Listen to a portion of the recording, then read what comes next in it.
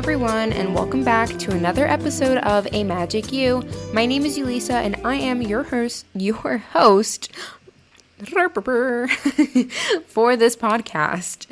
A lot has happened in the past week, and before we begin, I'm going to give a few life updates. The biggest one and the first one will be Luna and her tail. How is she doing? She is doing great, you guys. The first 4 or 5 days, I'd say, okay, that's like pushing it out, right? But the first 3 days were absolutely the worst because she wasn't sleeping.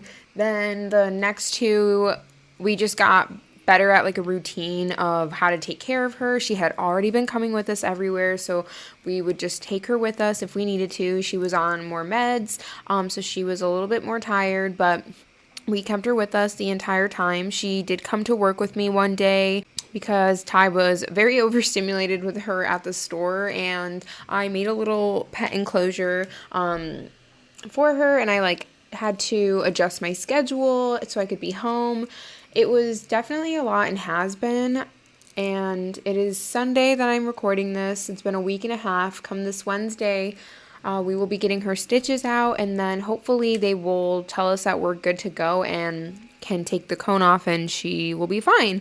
But I'd be lying if I said I am not still nervous about what can happen after. Like, is she going to keep going after her tail?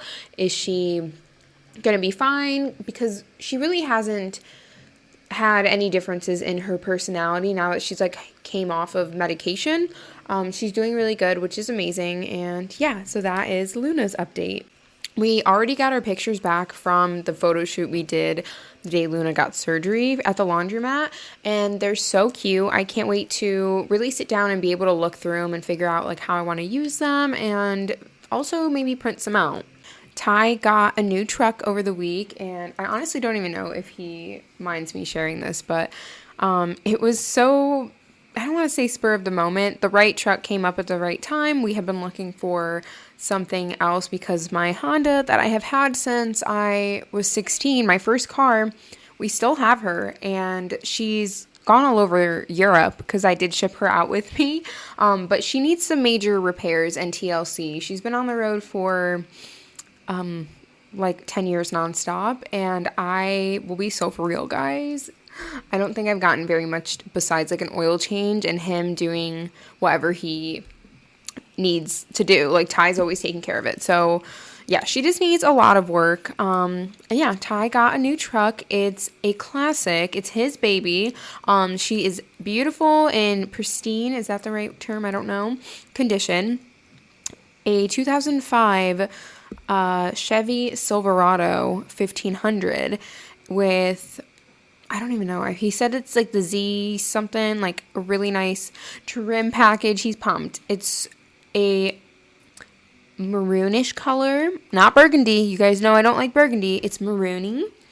And yeah, he looks so cute in his new truck. I'm really excited for him, and I'm just so pumped because he works so hard. And if you guys know us, you know, Ty has been grinding at work. And yeah, it's actually a crazy story. I had said it was kind of not out of the blue, but just kind of happened. So he came across one he really liked. It was sold when he inquired about it. So he started looking, and he found this really nice one with low mileage. It was at a good value at a certified used dealership or whatever. And so we drove about an hour and a half into Maryland, close by DC, to go get this truck. We show up, and they had said there had been 10 people ahead of him, but that they didn't have the keys. So this was Thursday, and they were telling us that it was going to be until Monday or Tuesday that their locksmith was going to have the keys because somebody drove off with them. I think somebody lost them. We were both somebody definitely lost the keys, as soon as it was driven or whatever. But Ty went in because I had Luna with me in the car. So I went back to the car. Ty went in and talked to them, and would you know it, they had a locksmith come out that day, and Ty was the one that got the truck. So even though there was 10 people ahead and they were trying to tell us that they would give us a call and we can come see it next week, whatever, Yeah, Ty was able to get it that day. The guy said it was like his sunny day. Like, I don't know. It was just so weird how my car had a situation like that. You can go back to the episode if it's meant to be, or if it's meant to happen, it will. Because I talked about how I almost didn't get my car. So for this situation, it happened a little differently. But, like, I had no doubt that Ty was going to leave with the truck. I saw it. We liked it. We looked at everything. We inspected it. It looked so good. We went to go just basically say, hey, yeah, let's drive it. And we're, like, super interested. All that happened, right? I had no doubt that when I went to the car and he went to go talk about getting it, I had no doubt he was going to. And regardless of that whole situation that happened, like, I didn't even think anything of it. I was like, no. Like, even if they weren't going to let us buy it and take it home, I just knew he was going to somehow still leave with it. The next day, Ty's parents came down to visit, and we went out to lunch, and we had a really good time having spent the day with them. They ended up taking Penny back to PA, so she's out there spending time with her sister. And then that same night, Friday, we had our FOMO event. I honestly can't believe that it's already that time of the year. Like, we had planned this a month ago, but I had been talking about it for like a month and a half maybe. And the day came that we were having our secret dance party with FOMO at our laundromat. This was the first event that we've hosted at the new businesses in the mat. And I just can't believe it. Like, it does not feel real.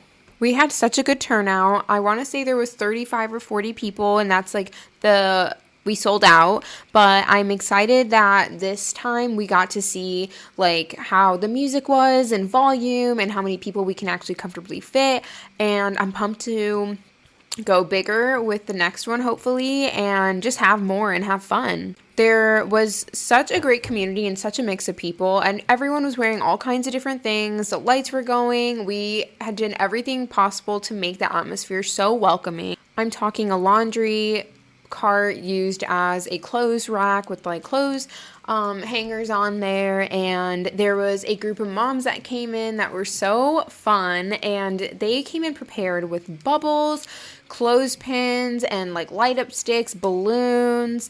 They were having such a fun night, and it just made me so happy to see and to be with, because I was dancing with them and people were having like photo op pictures. I loved it. I loved it so much. I loved seeing the space in that environment, and I just can't wait to have more. For so long, I have been saying that I wanted to have a dance party at like the studio, but just the flooring and the building itself is fine, but it was not made for dancing. You know, it was made as an office space. You can hear like footsteps upstairs. It was actually not even made for an office. It was made to be a house, a duplex, and then they changed it to offices, and that is the history of my building.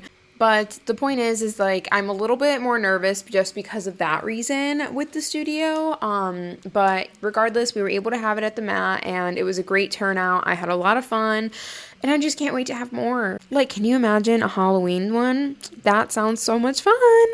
I did some admin and hung out with Tori on the following Saturday, and then we went to Rail House and came back to my place and did computer work. And I was just like checking in on Luna because she's still like, now we've been starting to leave her a little bit more on her own in the guest bedroom where we kind of started out with the camera on her and stuff. So she's been doing a lot better, and it makes me happy. And then I went to work today, and I've been doing admin and petting Jasper. And yeah, I'm so excited. And I know like it has been such a hard week. I mean, I'm still 10 minutes into just my past week, what I've done. I really think I miss talking to you guys with just like everything flowing and me not being able to stop talking, because like last week it was very difficult. But anyway, where I'm getting at all of this is that I'm so happy to be in this headspace and this feeling of just something big, something new. I got a download last week, and I don't remember if I said it in last week's episode, probably not, but I got a download that said it's about to get real good. And I feel that. I really, really do. I think after the 3 days of after her amputation, it really, like, energy shifted where I knew, okay, like, we just went through some really tough times, and just like life goes in a roller coaster, and it's about to be summer. I'm not saying things aren't going to be hard and we're not going to have to work hard and things like that, but we can take a break. My body doesn't have to continue to be on fight or flight. I'm going to be able to focus more, knock on wood, on the businesses and creating and relaxing and more time to breathe. Lately, I've been thinking a lot about, as I've been home, I've been able to think more and just think about kind of the direction I want to go in life. And I'm not going to be spilling all my ideas and whatnot, but I definitely know that I somehow want to create a more sacred, welcoming, space in a way. Not that it's not already like that at the studio, it's very welcoming and airy and open and inviting, but more of a healing space and wellness. I absolutely think that will be so beautiful. And honestly, the coolest part about all of this, the coolest part about grinding so hard and what makes it worth it every single day is being able to bring more people into the spaces, being able to share our fun with other people. The community aspect of having a small business is insane. And I realized that, I started in here in Delaware, but not only here, just everywhere, how big it is to support small businesses after COVID. And not just then, but, after it was harder to keep things afloat, everyone was very much more supporting small, and I love that. And just know that it doesn't go unnoticed to support small. Even you stopping in and leaving a review and letting other people know about whatever it is, because truly the best part about having a business is having people in the space. You need the business, yes, but you need the community, and it's just insane. It truly is. So when you see a small business hosting things, show up, tell people about it. It takes so much work behind the scenes to really make things happen.